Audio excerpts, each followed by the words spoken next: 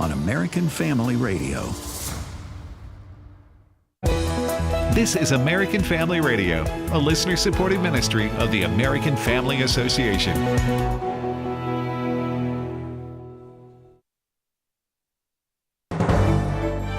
American Family News, I'm Mr. Pugh.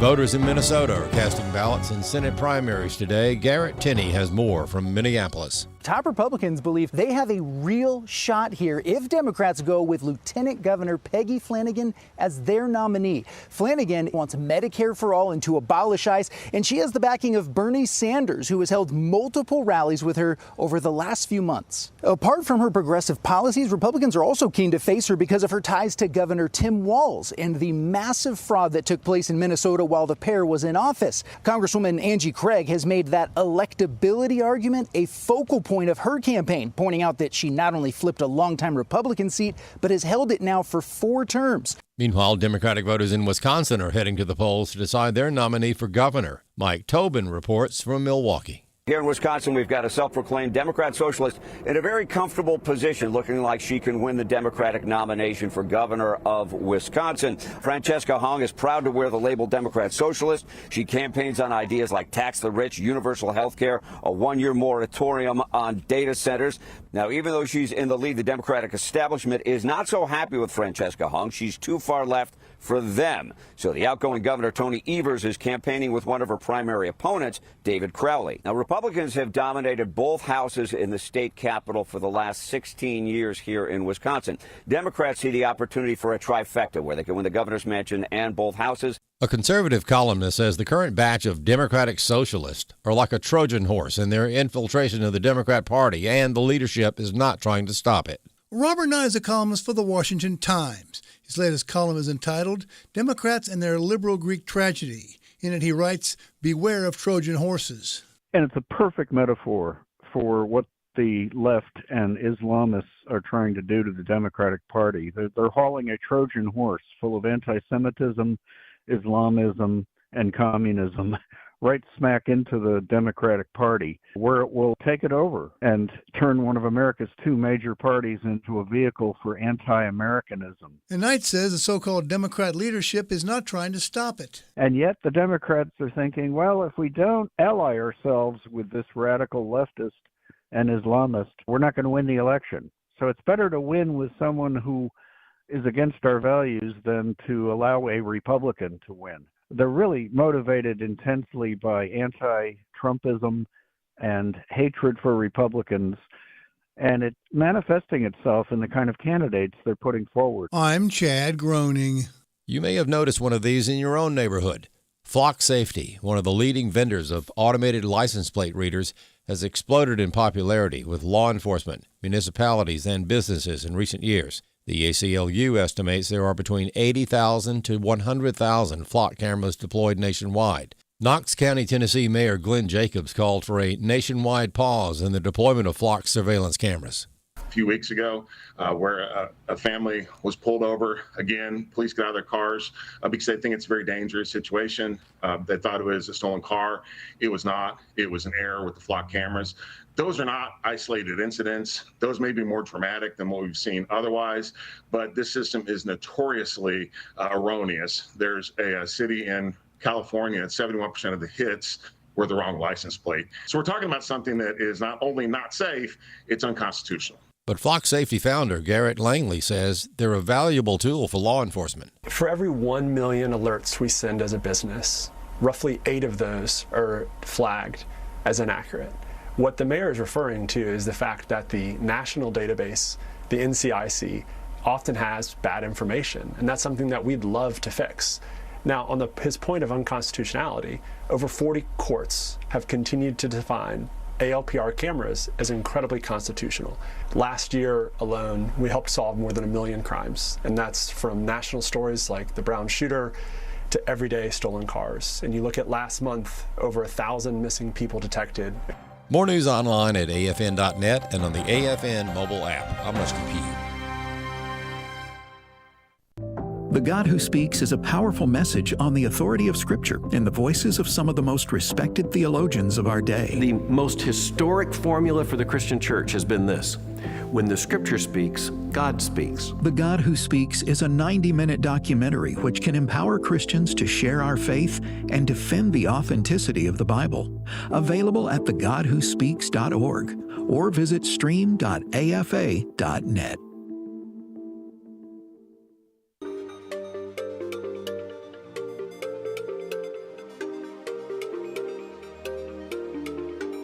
We inform. Religious freedom is about people of faith being able to live out their faith, live out their convictions, no matter where they are. We equip. Sacred honor is the courage to speak truth, to live out your free speech. We also rejoice in our sufferings because we know that suffering produces perseverance, perseverance, character, and character, hope. This is At the Core on American Family Radio. Welcome back to Core with Walker Wildmon and Rick Green. I'm Rick Green, America's Constitution Coach. Thanks for joining me today. A lot to celebrate today, a lot to be concerned about, and then some good action items for us to talk about. So kind of good, the bad, and the ugly. We're just going to go around the horn and cover as much of that as we possibly can. Some of the headlines that I am excited about. I thought yesterday was a banner day. Just incredible that the President of the United States signed that executive order. I started to say restoring because the founder certainly believed in parental rights and that the parent was the one that should make the decisions about the upbringing of the child and certainly the health of the child. And we got so far away from that, especially in the last 50, 60 years with safetyism running the show. And then, of course, handing over so much of our rights to these bureaucrats and letting the medical industrial complex call the shots, quite literally, and I mean that, pun intended, with regard to the health of our children, and essentially stripping parents of the right to do that, and stripping them of any power or freedom or the ability to do their own research, make their own decisions.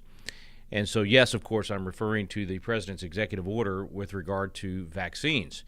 And, you know, this was such a taboo topic back when I first started working on this issue 30 years ago. It was very much, you know, if you thought, in other words, if you used your own brain, if you actually used your brain to think about this issue, rather than just listen to the experts, do whatever your pediatrician tells you to do, you were crazy. I mean, we had family members that just thought we were nuts and made fun of us and you know, were incredibly sarcastic and demeaning towards my wife and me because we did our own homework. We were blessed back in 1994 when we got married.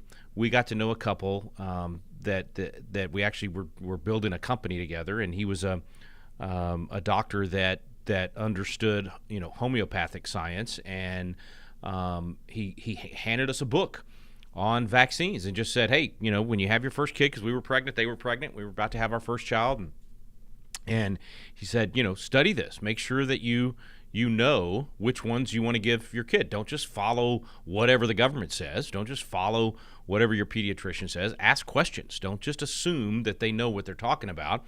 And his point, what back then, which is true in a lot of areas of certainly medical science, was that they don't study this in medical school. They're told by the pharmaceutical companies what to do.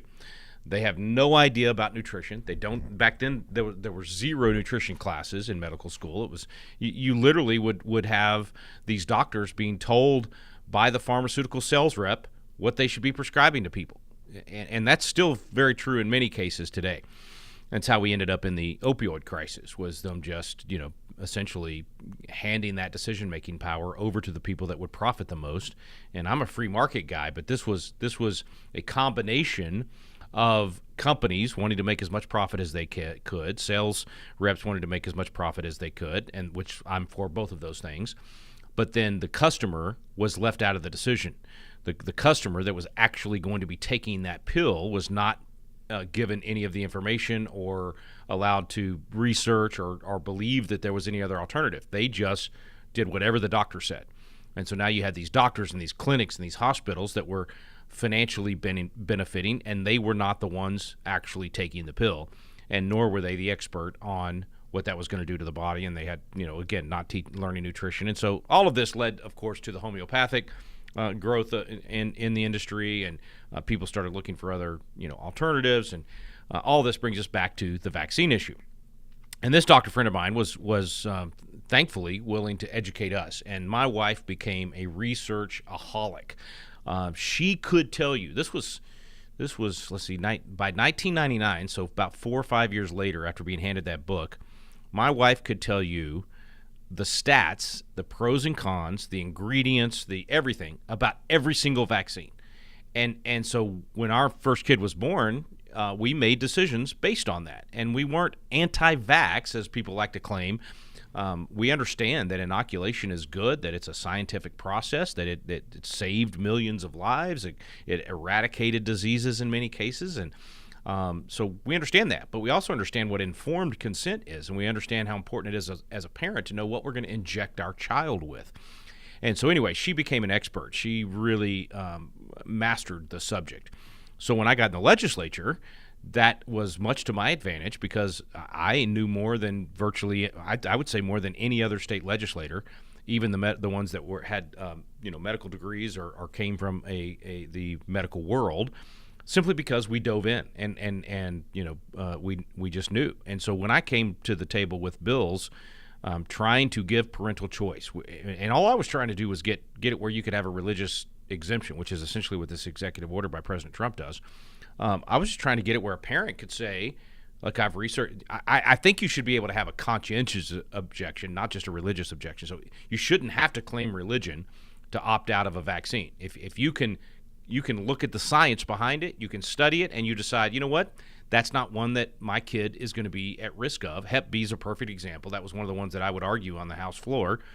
And back then, I don't know what the stats are now, but back then the stats were pretty simple. You had more children getting Hep B from the vaccine than from anything else, and it was only you can only get it from blood or sex. And so your 6-month-old or your 2-day-old is at incredibly low risk, like almost no risk, except for blood transfusion.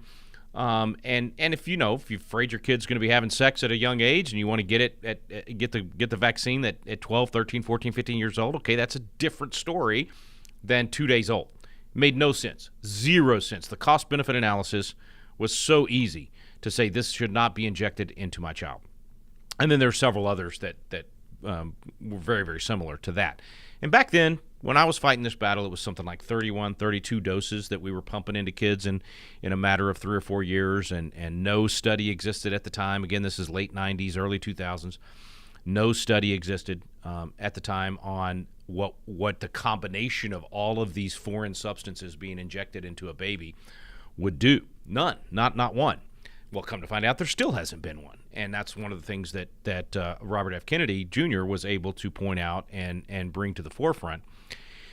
Okay, so I'm rambling a little bit because there's a lot of history here for me and for my family, and this executive order is such a massive victory. You might remember me on the program going off on this months ago and last year several times whenever RFK was just making some headway on this, at least getting people to review the vaccine schedule, at least getting people to talk about these things.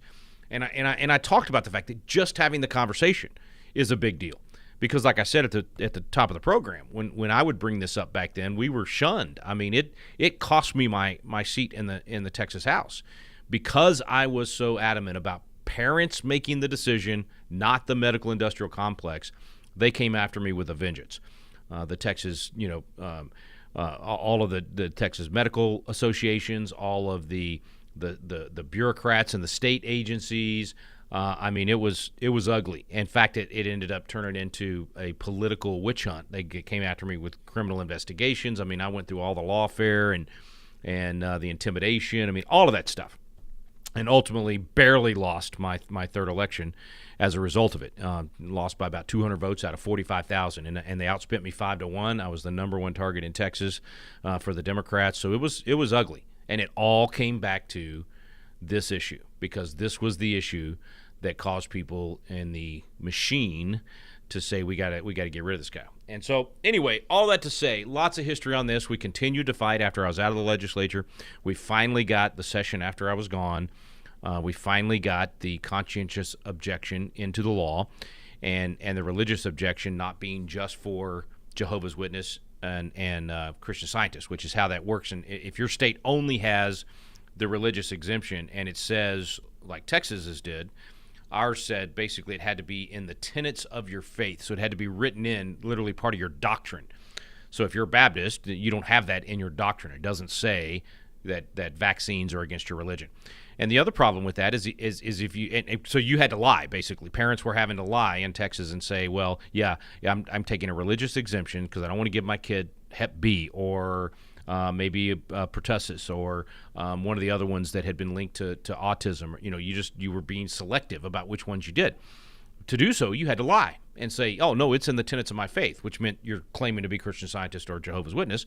So you're lying about it. And then you can't, at that point, you're not saying you can pick and choose. You're literally having to say all vaccines are against my religion. Well, that's dumb. Now you can't get tetanus or some of the ones that make sense if you're living out on a ranch or you're going to travel internationally and there's some of the other ones that you would want to do. So it was just a bad situation. And so we finally got in 2003 in Texas conscientious objection. So you no longer had to lie about your religion, and you no longer had to say no to all vaccines. You could actually be scientific and be the parent and make the decision. Okay, so fast forward 20-something years, and now we have 70-something doses, 70-something shots that we're pumping these kids with. It's more than doubled at that point. And along comes RFK. And remember, RFK had been this wasn't the issue for him initially. For him, it was mercury in the food supply. It was contamination in our lakes and that kind of stuff. That's really what got RFK into the kind of homeopathic world, and actually got shunned by a lot of his family, and essentially became a hero to a lot of these moms for other reasons, and then got introduced to the vaccine issue. And look, he's just scientific in the way that he does things. He studies this stuff. And that's why when you watch an RFK interview, he has the receipts. I mean, anytime the subject comes up, whatever it is, vaccines or, COVID or whatever it might be, Fauci, any of those subjects come up, he's got the receipts and he can go toe-to-toe with anyone at any time on those issues. And so he dove in the same way that my wife did and studied all of the studies and studied all of the different vaccines. And so when he got this appointment by President Trump, well, in fact, when he teamed up with President Trump, when he was running for president around January of 2024, I had said in a private, this was a kind of a closed door meeting with some other, folks that are very involved in the movement, and most everybody at the table far more influential than I am.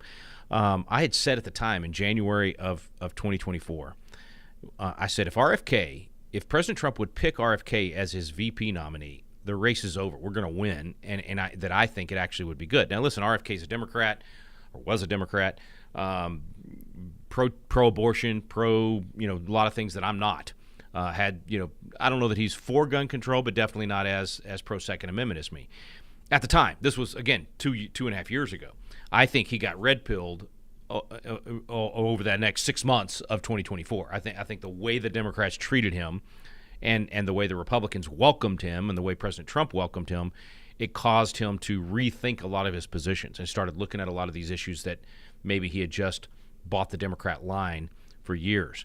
And so by the time he stood on that stage and those fireworks went off and he teamed up with President Trump, what was that, June, I think, of 2024, I was celebrating. Now, when that meeting took place, and I mentioned something about RFK potentially being the VP, I was not popular in that meeting, to say the least. I mean, they went after me over some of these other positions, basically saying you can't put that man a heartbeat from the presidency. And I said, okay, yeah, you're right. That's probably not the best way to do this. And turns out they were right. It worked out much, much better for President Trump to have Vance as the VP, and for RFK to be in the cabinet, and now for him to be able to do what he's doing.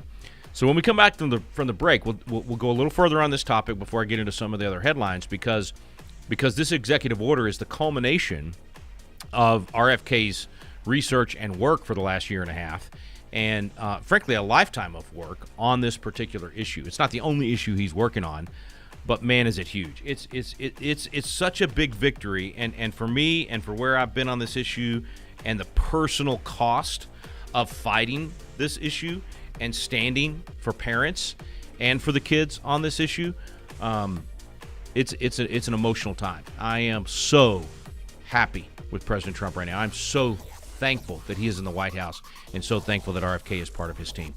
Stay with me. We'll talk more about it when we come back from the break. Phone number is 888-589-8840. You're listening to At the Core.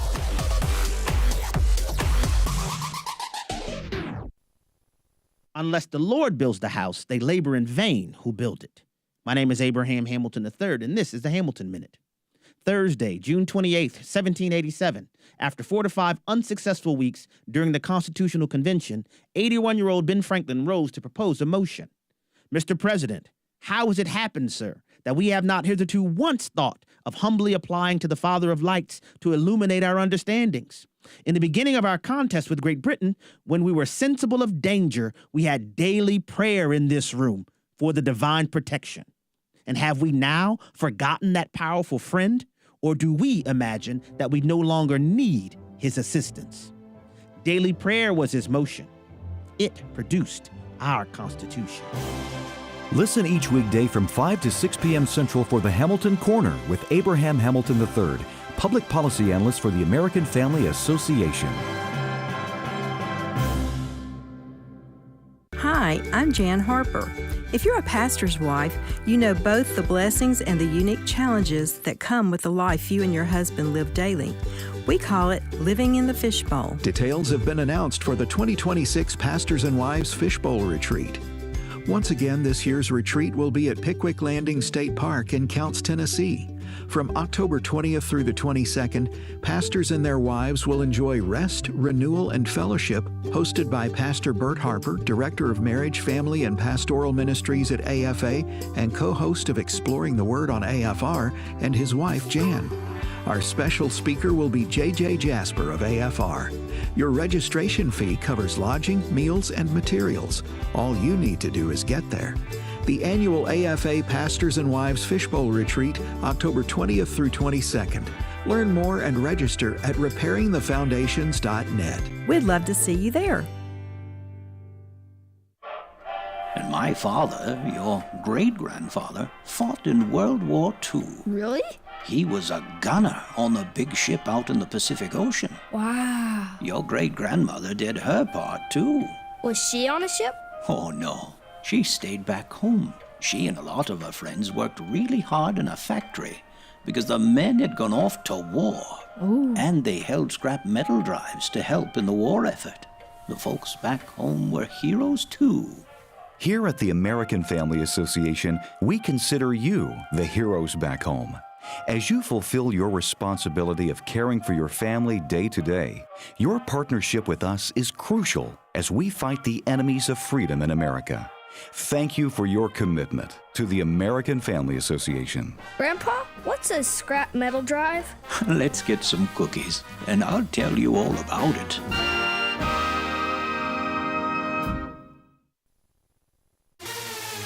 This is At the Core on American Family Radio with your host, Rick Green. Welcome back to At the Core with Walker Wildmon and Rick Green. I'm Rick Green, America's Constitution Coach, talking about the executive order yesterday from President Trump. I just want to read part of it to you. This is so huge. This is bigger than actually even just the vaccine issue, because it's a philosophy here of who owns the children. Who is responsible for the children is the right way to say that. Who owns the land? Who's responsible for the children? Are your kids, or are they the village's kids? You know, the Democrat line, Hillary Clinton, it takes a village. The Joe Biden and others saying things like those are our kids. You know, they're all our kids. This is a philosophical, hardcore issue here, hardcore difference between Democrats and Republicans. Democrats think that the state owns the kids. They think the state always knows best. It's a fascist mentality. Everything in the state. Everything from the state, nothing outside the state. That's how they think. Okay, Republicans mostly believe in parental rights. Now, there are definitely some in the Republican Party, unfortunately, that are part of this medical industrial complex, or they're just part of this elitist mindset, or they think government can do things better and they don't trust the people either. And there's some of those in the Republican Party. I get it. But for the most part, Republicans believe in parental rights. They believe that the parent is responsible for the child and that the parent makes the decision. That doesn't mean you're allowed to abuse your child. Doesn't mean you can deprive your child of food. It doesn't mean you can, purposely, physically abuse them. It doesn't mean that you can, do things that obviously are evil and wrong. That's not what we're talking about here. What we're talking about here is making the decisions about the health and welfare of the child, making the decisions about the education of the child, making the decisions about the upbringing of the child. And specifically when it comes to health, deciding what interventions you're going to be okay with and not okay with. Deciding what chemicals you're going to allow to be injected into your child. And so here's what the EO said, the executive order says. It is the policy of my administration that federal programs and funding should support maximal parental choice over childhood vaccines, consistent with the federal government's constitutional and statutory obligations and the fundamental principles of personal autonomy and informed consent. These are huge words, folks. These mean things. As Rush used to say, words mean things. And these are loaded phrases in a good way. And they are loaded with constitutional, biblical, and historical precedent for who makes the decision. Who decides? Who decides whether or not your child gets a medical procedure? You decide. Not the state, not the government, okay? Who decides whether or not to inject your child at 2 days old with a quote-unquote vaccine that is for a disease that they are very unlikely to get? Who gets to do the cost-benefit analysis and say, okay, well, this percentage of kids get some sort of harm from the vaccine, and this percentage of kids get some kind of harm from the disease if they don't have the vaccine, and here's the percentage protection that the vaccine gives. You see, there's a lot that goes into this. It's not just I'm against or for vaccines. It's with any medical procedure. I don't care. Why do you think people always say I need a second opinion, a third opinion? Because they want to be able to do a cost-benefit analysis. Okay, we got to chop off your arm, Mr. Jones, because if we don't chop off your arm, you've got some disease going through it that's going to kill you and go to the rest of your body, and you're going to die. Well, take the arm, baby.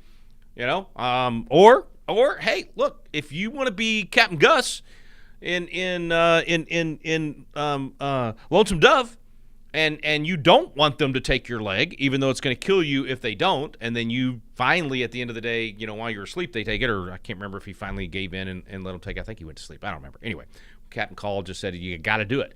But anyway, if you're just going to say I'm not going to do it, and your cost-benefit analysis is I'd rather die than have that's your call. That's your decision.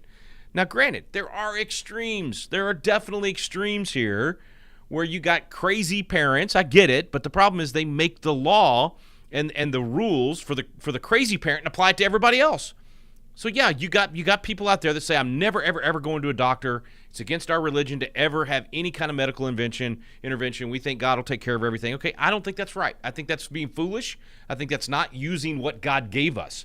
Not using the medicines that he gave us, not using the natural things that he gave us. And yes, sometimes things that we have taken natural things and been able to do something in a lab that creates something that actually helps us get rid of a disease or, deal with an illness or whatever. So, I probably go further than, I go further than some parents in terms of interventions, and then I don't go near as far as other people go in terms of interventions. So I get the fact that there are extremes, which is why we have a court system where if the state thinks that a parent is actually abusing a child to the point of death, they're not allowing the child to get some sort of medical procedure that would save the child's life, yes, there's a time for the state to step in those situations. But what we've done is we've taken those extreme scenarios and then we let some supposed expert, the supposed scientist, tell us that, well, if they don't get the Hep B vaccine, they might die. Okay, well, can we quantify this? Can we break this thing down? They did the same thing with HPV. Oh, if these girls don't get HPV, they're going to get all these diseases, sexually transmitted diseases, and could die from them or be harmed from them, whatever. And so they use all these scare tactics. Well, okay, show me your data, show me your facts, show me the information, and then let me do a cost-benefit analysis. What's the likelihood of getting that disease? What's the likelihood of the vaccine preventing that disease? What's the likelihood of the vaccine itself causing harm? And then let me put all that stuff into the equation and make a decision. And again, it's very important. Who decides? It's very important who makes the final decision.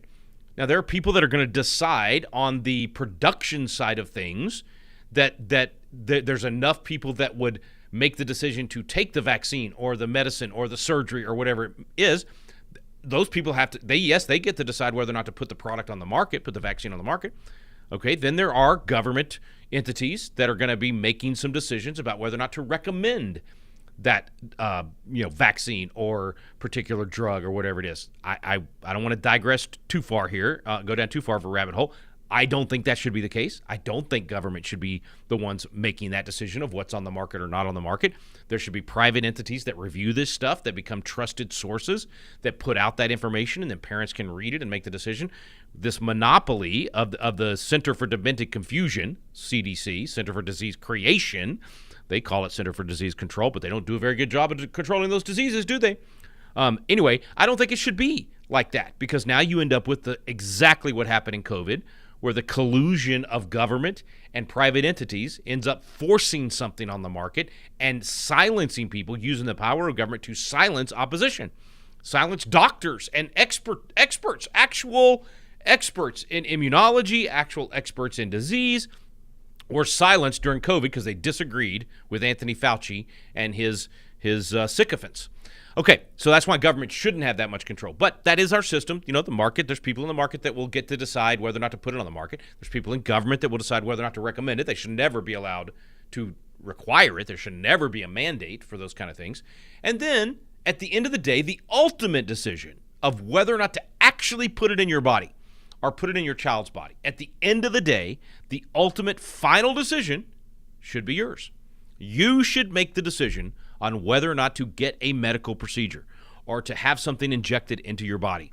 Or when it comes to a minor child, the parent should decide whether or not that minor child will have that procedure or have that thing injected into their body. And yet I acknowledge people are going to call in 888-589-8840. Go ahead and call in and chew me out for the exception to the rule, for the crazy parent or for the insane situation with a kid that happens to 1 out of 10 million children. I get it. There's going to be some of those.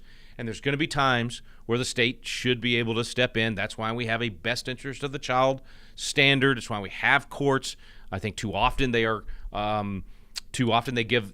rubber stamp the state, CPS or government or whatever, getting to make a decision. That is wrong and bad and evil, and ends up with unfortunately a financial incentive for those people. But there is a system there that needs to be improved, absolutely. But the rule of thumb, and that's why this language is so important, the fundamental principles of personal autonomy and informed consent, that the federal programs and funding should support maximal parental choice over childhood vaccines. These are very important words. And what it ultimately means is that at the end of the day, the answer to the question, who decides on the issue of a vaccine, the answer to that question is the parent. At the end of the day, the parent has the final say. Now, you can pass all kinds of laws. You can steal my tax dollars and go spend them on research that you shouldn't be using my tax dollars for. You can you can get away with all that and create all these interventions. But at the end of the day, as long as the most important thing is, at the end of the day, I have the final say on what goes in my body. And I have the final say on what goes in my child's body. As long as we have that, which is personal autonomy and informed consent, and maximal parental choice and consent, then at least we can stop the abuse and this state control over the parents. And we will, as a result of that, be able to reduce the amount of disease in our country. What we want is for people to be healthy. And frankly, there's a lot of people that want everybody to get these 72 doses of the vaccines because they bought the lie and they've only heard one side of the story, and they believe that's how you get people healthy. They actually think that if you give parents choice in vaccines, that disease will go up, that you'll have overall more unhealthy people in the country than healthy people. Now, that is not backed by the science. It's actually the exact opposite when you look at the communities like the Amish and others who do almost no vaccines. Actually, they do no vaccines. You see more health. You see less disease. Do you sometimes get an outbreak of a disease that's not deadly, but can, in fact, create issues or is not, great to have? Do you sometimes get that? Yes, and that's part of the cost-benefit analysis. When you weigh the cost of that, an outbreak of something like chickenpox, let's say, you weigh the cost of that outbreak of chickenpox against the cost of the people that end up with some sort of debilitating disease or death from the vaccine itself, or just being less healthy or whatever it might be. For me, when I studied this stuff in depth and took the cost-benefit analysis, there was no question. It was better to not get the vaccine on most of them. There were some that we decided, yes, that one makes sense. We're going to go ahead and do that one. That's what parental choice is all about.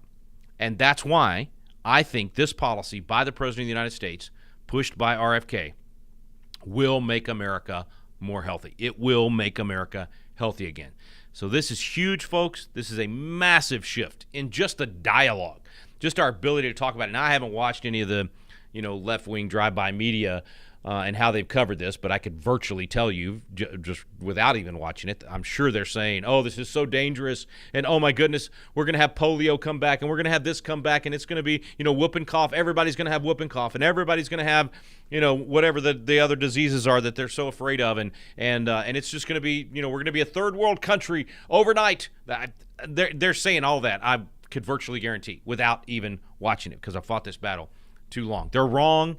It's all a bunch of, lies. It's all a bunch of scare tactics. Yes, there will be. If nobody got a vaccine ever, then yes, you would get some outbreaks of some of these things in certain areas. But, that's part of the cost-benefit analysis. And it would be far healthier for the country as a whole.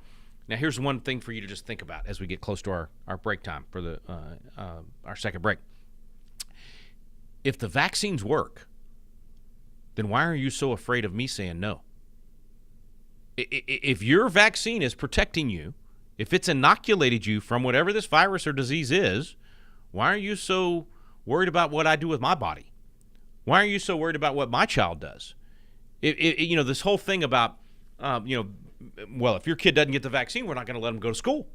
We're not going to let them in the classroom because they'll be a danger to the others. Wait, a danger to who? The other kids in the classroom. Well, wait, if only the kids that are vaccinated are in the classroom, then how's my kid going to be a danger to your kid? You see where I'm going? Same thing with COVID, right? The same thing. Oh, well, it's an epidemic of the unvaccinated. Remember all that? These people deserve to die. We had a lot of people with platforms and voices, politicians and others that literally thought that I deserve to die because I wouldn't get the COVID vaccine, that you deserve to die because you wouldn't get the COVID vaccine, and certainly that you deserve to be shunned, locked up, literally put in a camp. Look what they did in Australia if you didn't get the vaccine. My thought was, well, wait a minute. If you got the vaccine and your 1,400 boosters with the vaccine, why am I a danger to you? But these people don't actually believe in the science. They don't understand herd immunity. They actually try to deny herd immunity. They deny that you're better off getting many of these diseases and viruses early on and then being immune for life. Chickenpox is one of those. Than having a vaccine that might be good for 10 years, sometimes for 20 years. You're far better off with many of these getting inoculated by the disease itself instead of getting a vaccine that doesn't last forever. So anyway, just remember that one. Next time somebody says to you, you're a danger to everybody else. You're putting everyone else at risk because of your uneducated, what do they usually say? Your dangerous decision, what's the word they always use? Your careless decision, whatever. Anyway, next time they tell you that, that's the simple response. If the vaccine works, then you should be perfectly fine. Now, they will, of course, sometimes if they're super, involved in this issue, if they're educated at all on the issue, they'll probably come back and say, well, but the vaccine's only 70% effective. And so therefore the child that it's not effective for, or the parent or whoever else that it's not effective for, that's who you're a danger for. Okay, well, if it's only 70% effective or 40% effective or whatever their number is, well, you just made my equation make even more sense. Because now when I go into my equation, what's the risk when I take what's the risk of getting the disease? What's the risk if I take the vaccine if I get some other negative effect? And now I've got to reduce the what's the word I'm looking for? I've got to reduce the positives of getting the vaccine by the percentage of it even being effective. You see where I'm going? So if you're smart enough to do all that math, you make the decision, other people should respect your decision. All right, I'm starting to ramble. I appreciate all the callers that are calling in and waiting on me. I apologize. We'll get to your calls as soon as I come back from the break. 888-589-8840 is the phone number. 888-589-8840. You're listening to At the Core.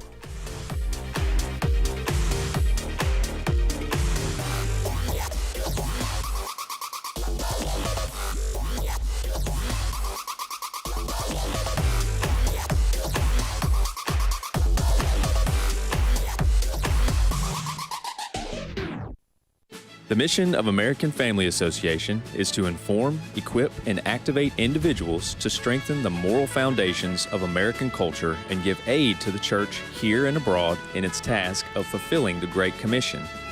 Further, AFA believes this ministry, as well as everything in the heavens and on the earth, belongs to God, and AFA's role is that of a trusted manager. Thank you for standing with the American Family Association. The feature-length documentary Culture Warrior, Don Wildmon and the Battle for Decency chronicles the life and ministry of Don Wildmon. It takes you through the founding of the National Federation for Decency, what has become AFA. It's a call to stand firm for righteousness and shows how that resolve can make a huge difference in our world. If we lose this cultural war, we're going to have a hedonistic, humanistic society. Find out more and watch at culturewarrior.movie. Candace talks about finding out she was pregnant. Thankfully, an ultrasound provided by Preborn allowed her to hear her baby's heartbeat. The sonogram sealed the deal for me. My baby was like this tiny little spectrum of hope. And I saw his heart beating on the screen. And knowing that there's life growing inside, that sonogram changed my life. I went from just Candace to Mom. Thank you to everybody that has given these gifts. You guys are giving more than money. You guys are giving love. Preborn currently has clinics that do not have ultrasound machines. Would you consider a leadership gift and sponsor a machine today? These life-saving machines cost $15,000, more than most centers can afford. Your donation will save countless lives for years to come. Dial pound 250 and say the keyword baby, or go to preborn.com/AFR. Jim Scudder here for today's Moment in Grace. That's just not my thing. I'm too busy. What if I'm not ready? God can send someone else. Excuses like these are all too common when God calls us to act, whether it's witnessing, helping a discouraged friend, or serving in a new ministry. Moses felt the same way. When God commanded him to lead Israel out of Egypt, Moses protested, "Who, me? I can't speak well. Send someone else." But God doesn't make mistakes. He used Moses and his simple staff to perform miracles before Pharaoh. God can also use our abilities, no matter how small, when we take steps of faith. Don't let excuses hold you back. Trust God, seek His Word, and watch Him do extraordinary things through you. This is At the Core on American Family Radio with your host, Rick Green. Welcome back to At the Core with Walker Wildmon and Rick Green. I'm Rick Green, America's Constitution Coach. Thanks for staying with me. Getting right to the phones, 888-589-8840. That's 888-589-8840. Let's go to Texas first. Callie in Texas, you're up first. Comment, question, insult, go for it. Hi, how are you doing today? Doing great. Thanks for calling in. So I just wanted to say I've been a nurse for going on 35 years now, and I really never gave any thought to it because we're never taught in nursing school about vaccines, except they're good for you and give them for your patients. And in 2004, my daughter had a bad reaction to the HPV vaccine, and the doctor said that was just normal, and I went with it. However, 2 years later, I had a horrible reaction that I ended up in the hospital for a flu vaccine that was required by my job.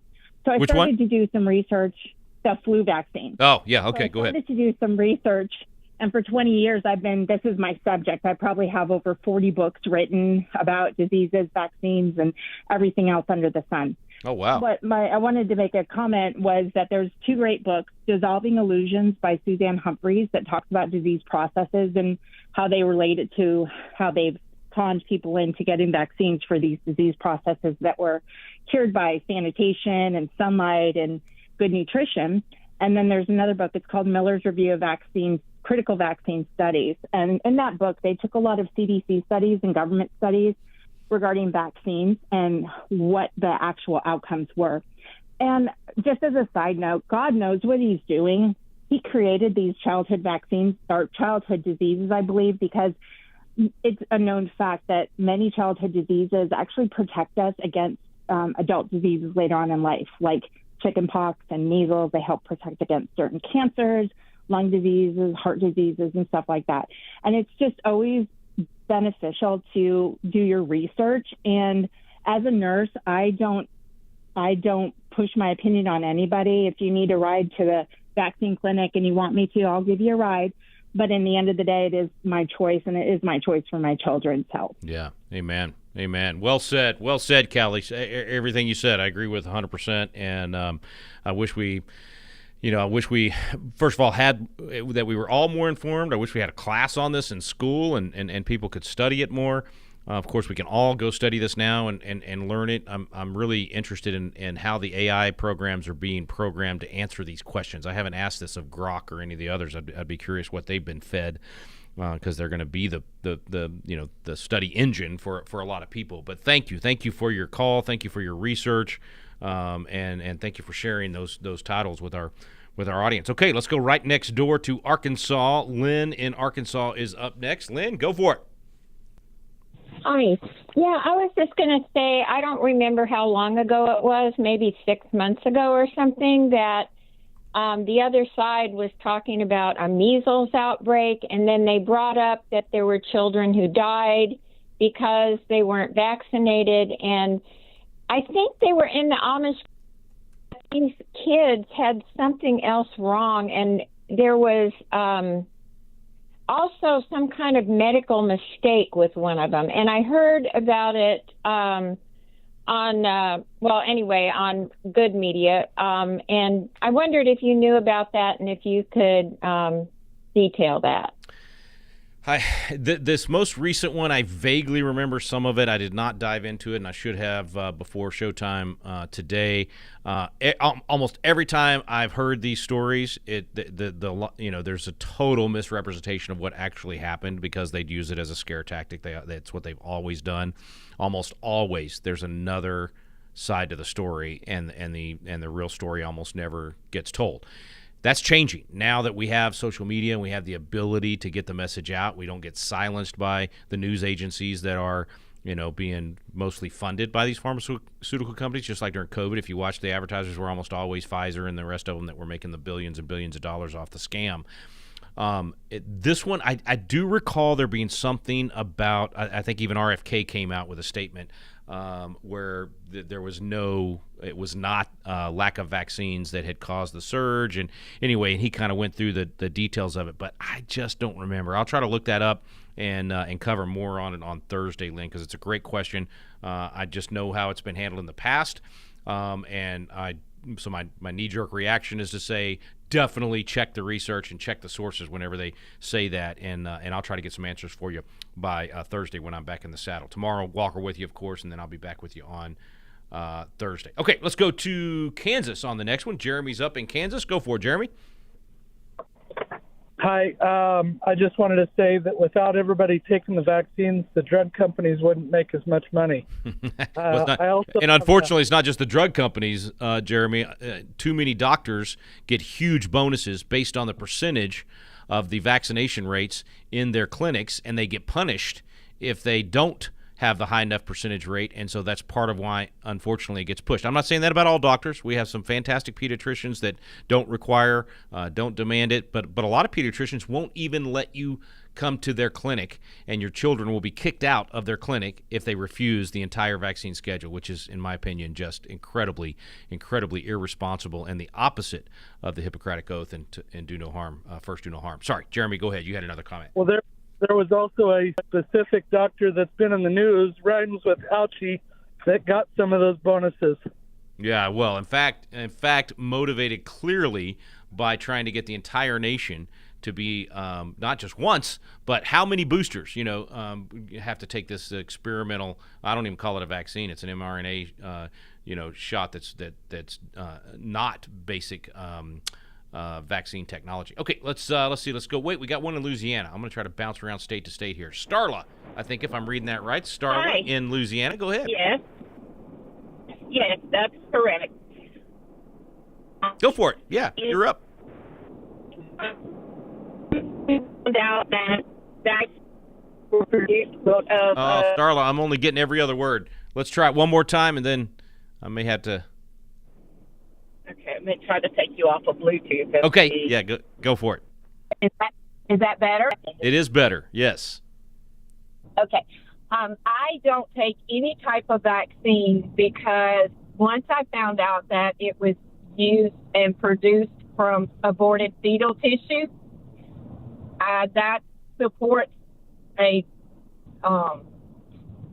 business of murder, and it also introduces other DNA and other things into your system that don't belong there. Yeah, no, I think that is a legitimate reason, and I could have told you 10 years ago exactly which ones had abortifacients in it and which ones didn't. They may all have them now, and 100% you should be able to refuse that based on even just that one reason, let alone all the other ones. Okay, let's see. Scott in Mississippi is up next. Scott, go ahead. How's it going, Rick? I'm good, man. You? Doing great, man. Great to hear about your divine intervention on the Constitution City. Yes, Really sir, good. man, and the Lord is continuing to provide. We've got 20 days left. I still got about 8 cottages left to get sponsored and a little bit more money to raise to close on August 31st, but the Lord has just moved in a mighty, mighty way for us. Thank you. There'll just be that much more of a story behind that place and how much a God thing was, Amen. and you just were the vessel that He used. Yep, amen. Well, I hadn't heard you say, I missed a little bit today, but I haven't heard you say anything about the World Health Organization, and they're lurking. And as soon as we get a Democrat back in the White House, you won't even know we came up for breath for 4 years. Our national sovereignty and national security will be at risk once again. Yeah, man, it's the World Health Organization fits perfectly into that grievance in the Declaration of Independence where Jefferson said he's combined with others to subject us to laws that are foreign to our Constitution and entities that are foreign to our Constitution, which is exactly what the World Health Organization is. And Joe Biden wanted to literally hand over the answer to the question, who decides? He wanted it to be the World Health Organization on all these issues, on your personal health, on whether or not you take an injection of something, on whether or not you had to stay home or wear a mask, all that. He wanted to hand that over to the Chinese controlling the World Health Organization. Donald Trump, thankfully, knew better and has said no to the treaty and to any kind of subjugation of our rights to the World Health Organization. So couldn't agree with you more there, man. Absolutely. Okay, let's come back to Texas. Gina in Texas is up next. Go ahead. Hey, Rick, great to hear you again, as always. Thank you. I wanted to, thank you, follow up on that earlier caller, the nurse, and how God has made some of these infections to actually give us greater immunity. And I just wanted to share that in a wonderful book, John Adams, by David McCullough, describes an amazing situation where Abigail Adams actually inoculated herself and her family against smallpox. And the way they did it was with actually mingling a little bit of blood. I'm not suggesting anybody do this, but this is how they did it with God's guidance. Oh, no. Gina, I lost you. Right. I was curious about that. I don't remember reading that in John Adams' book. I'm going to have to go back and, in McCullough's book about John Adams, I'm going to have to go back and read it. Gina, I'm sorry, your signal is I just hear nothing but burps. That's what I got. I know you weren't really burping, but that's what it sounded like. But I was going to say, that is, how many parents out there that are listening right now, how many of you, when you were a kid or as a parent, had a chickenpox party? Anybody? Come on. We did it, right? That was the best way to get inoculated for life. somebody else's family had chicken pox. You took your family over there and got your kids chicken pox while they were a kid, and it protected them for life. So yeah, not obviously smallpox, a different animal, and I'm not sure how Abigail did that one. Be interesting if you call back. Maybe we'll get a better signal and we'll get the rest of that story. But first, let's go to back to Kansas actually, and we got Kay in Kansas. Go ahead. Yeah, thank you for taking my call and for your program and your work. And I am praying very fervently for Patriot Academy since I heard about a week ago, I think it was on Wall Builders, Good News Friday, about the predicament there. So I'll keep praying on that. Thank you. Anyway, I just wanted to say, is it okay, or ask you, is it okay if I give a few well-known resources that would help with vaccine information, like the National Vaccine Information Center? Yes. And Twyla Brace, Citizens Health Freedom, just Citizens Health Freedom. And I don't know if it's .org or .com, I don't know. But she gives updates about, all kinds of legislation that has happened regarding vaccines. The NVIC, you can go there, National Vaccine Information Center, and they show all the bills right now that are across the nation from these on medical issues, especially vaccines. And they post all the ingredients of the vaccines and the changes to them. And also, I think veterinary information, what's being used in livestock and your pets. Yeah. No, you're right on. That's a whole nother. I'm glad you mentioned that because I didn't even bring that up. But that actually is what got some of the people that are some of the best activists today involved. It was a vaccine of a pet or an animal, a horse, whatever it might be, that caused all kinds of damage, and then they decided to really look into it. Again, it's rare, folks. We're not saying that every person that gets a vaccine, and clearly vaccines help in agriculture and with some animals, but when you don't think about it and you just do whatever everybody else says to do, then you end up with injuries because you didn't weigh the risk. And so all we're talking about here is doing the homework. And Kay, you're giving out some great resources there. What would be the number one resource for people to remember? Well, those both, I would say. But also, I have called HHS, and I was going to give out their phone number because I think we need to speak up about these mRNA. There's not enough data, and speaking about, I'm just totally on board. We have to have informed consent. That's we right. need to be thoroughly informed. But that number to call HHS is 202-690-7000. And you can call and leave a message there. They're very welcoming of that. I don't know what they do with it, but, just trust, and pray about that. But, I think anything with mRNA, that has to be blocked from going out on the market. It should have been pulled off the market a long time ago, Kay. No doubt about it. Sorry, I'm up against the clock and about to run out of time. But I will say, look, swine flu vaccine was pulled off the market after just a couple of dozen deaths and injuries. And, we've had hundreds of thousands of deaths and injuries as a result of the experimental COVID vaccine, and it's a shame that we haven't pulled it completely off the market. One of them did get the Johnson & Johnson one did get pulled off the market because you had so many injuries, and unfortunately, it's hard to get that data. Doctors are often unwilling to report that data. It's hard to get facts on that, and it's one reason I still don't trust the CDC to give accurate data on these things, which is why you've got to do the homework yourself. Look, Fauci just got caught lying about the percentage risk for pregnant women. He and Rachel Walensky and Anthony Fauci need to go to prison, if for nothing else, for the 82% failure or 82% damage rate with women that were pregnant, rather than the 10% that they lied to the American people. They didn't even tell them that. They said it's totally safe. I'm getting so mad about that one I can't talk. So we might cover that one a little more on Thursday as well. Out of time for today. Thanks so much for listening. You've been listening to At the Core with Walker Wildmon and Rick Green.